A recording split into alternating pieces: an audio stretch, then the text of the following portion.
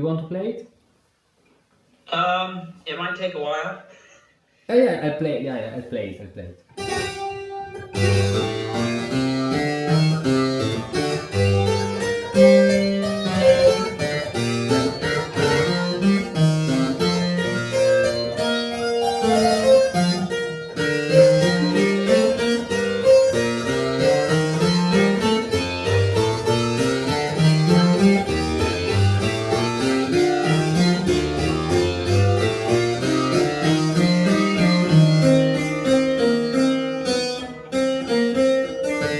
So, what's the point here? This Partimento has a lot of diminutions, written diminutions. Here I wanted to focus, to make you focus on these cadences. Because ask always in these exercises, ask always yourself, where is the main point according to the topic of the stage? Of course, the cadence. So,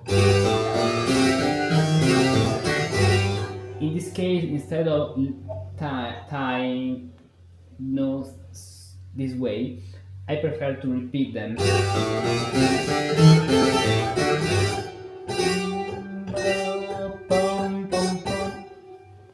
Pam, pam, pam, pam, pam. It's more rhythmic.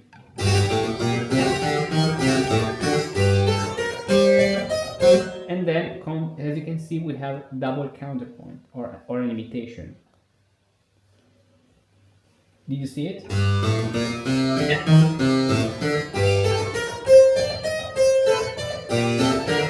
And then the same thing in major thing. And here now focus on this. I play this in G minor, B flat major, now D minor.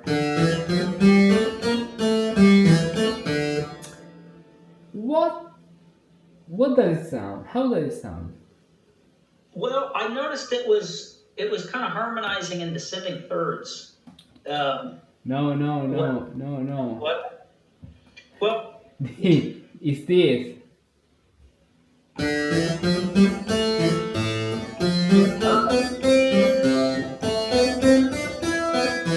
It's Mr. Crowley. I didn't think it was familiar when I.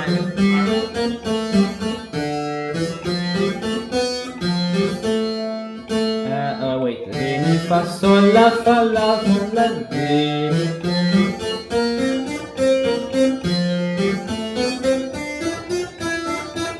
It's Mr. Crowley in Partimento. Yes, it's this, the same thing in the bass line.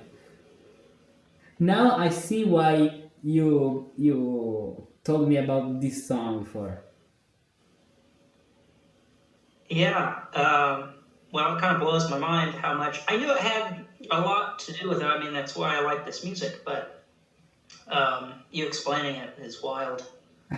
Incredible how these Partimento exercises can unlock in you something you already know in terms of feeling, okay? But maybe you haven't assimilated in terms of what's really happening in terms of music, in terms of degrees and melodies. But in any case, I'm really happy of these relationships you made, because that to remember this passage, it's a good thing that you are learning these things in a good way, if you can remember these things. Yes, this is Mr. Crowley. Yeah, I renamed this in Mr. Crowley. That's funny. Yes.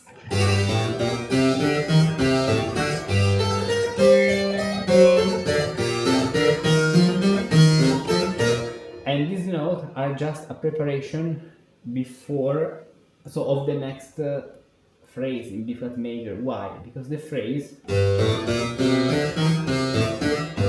finishes here. Sol, la.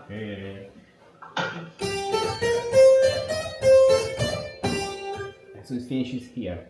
In order to prepare fa, fa, mi, fa, fa, re, do, re, fa, mi, fa, I need to go to B flat.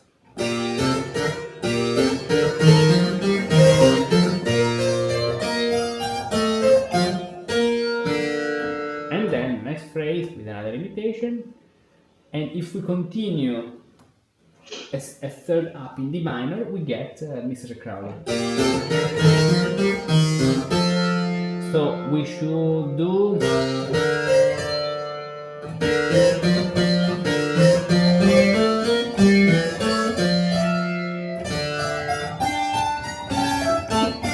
this way.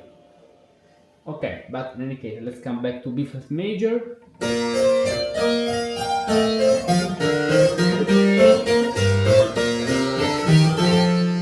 Here, actually, you have to continue with the pattern in the melody. Why should you stop? Doesn't make sense. Continue.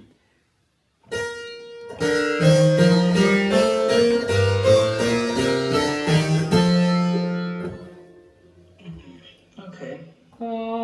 You can do ta dun dun tan, and here start again.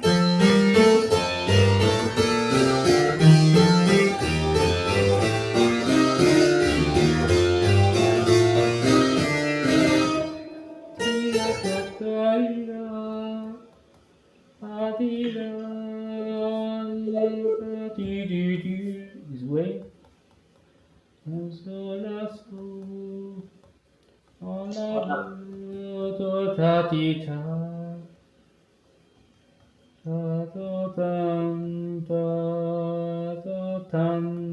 As you can see, with on the very last, I'm preparing the seventh on the very last.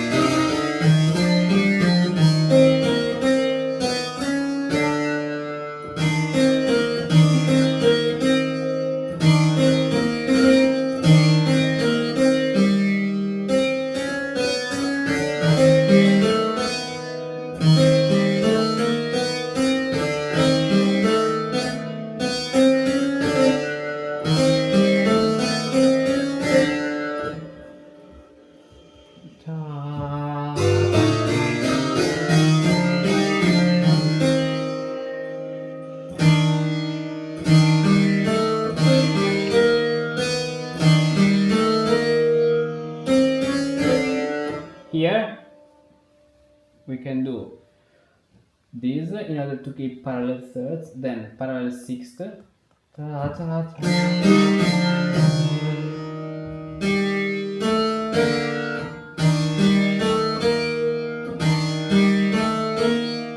Then we can find a way to do a chromaticism here, for example, if we lip down. Pum, pum, pum.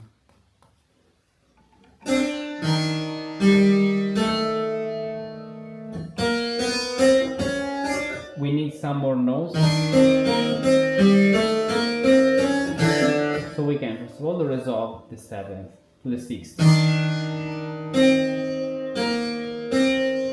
Then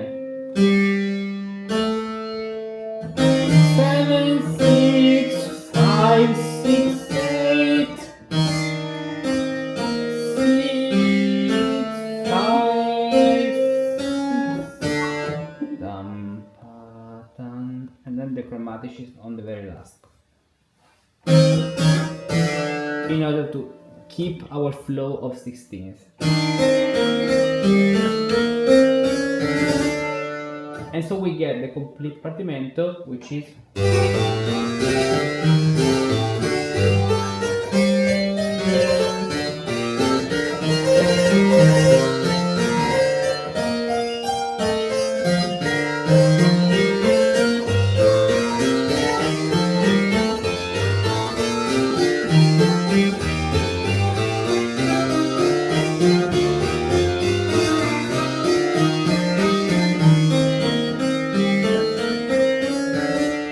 finishing with a Phrygian cadence to the 5th degree, which is the same thing because the Phrygian cadence is a cadence on the 5th degree in the minor mode arriving from the 6th degree. 6, 5.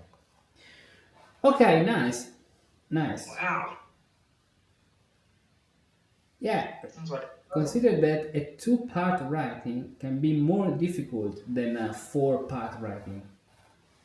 if you add diminutions, melodies, and the things. So if you train on a two-part writing, then 4 parts can be, which means that it's not necessary, but it can be easier in some context. Okay, I think it'll be easier. We'll see, but I think so. That was kind of blew my mind how you just tied that together and ended with the chromatic. Yeah, the basic rule you have to keep always in your mind is the basic rule. When you have a lip, or better, with consonances, you can lip anything. You can lip to any note. You can do anything you want with lips. When you have something which is dissonant, you should use a stepwise motion and pay attention to lips, because you have to pay attention to escape tones and other situations, which can be good, but pay attention. I mean, be aware of the dissonances. Okay. Look at all these books. They are beautiful, each one more than the other, and they contain a lot of information. But they have a big problem. Either you engage in a long, painful battles against the chapters to decipher, understand, and interpret what's written, or they are completely worthless. Think about when you bought your last book to learn how to compose music. How enthusiastic were you? And then, what actually happened? It stayed in your bookcase, gathering dust and rusting away. What you need, therefore, is not 1, 5, or 10 more books. What you need is an experienced guide who takes care to evaluate your current situation, is well aware of what your desired destination is, precisely because you tell him, so he can design the best path for your journey, points out the right exercises, shows you which mistakes to correct and how to correct them, and provides you with concrete tools to improve and get better step by step. In recent years, since I have been here on the web, I have had the pleasure of guiding by hand many people like you to learn how to compose music, to grasp the musical techniques, discover the secrets of musical composition, and then achieve concrete results. Because in the end, that's what matters, that everything you learn becomes a seed that grows your skills, and little by little you become able to compose music. And so you are happy, and happy are the people with whom you share this passion, music. For this reason, in order to help you to achieve these destinations, I've prepared 2 paths, with some things in common, but different. One to become a Renaissance Musicus Practicus, and another one to become a Baroque Musicus Practicus. Are you curious to discover all the beautiful things you can learn with me? Click on this link and download the special informational brochure, which contains all the information you need to make the best choice for you.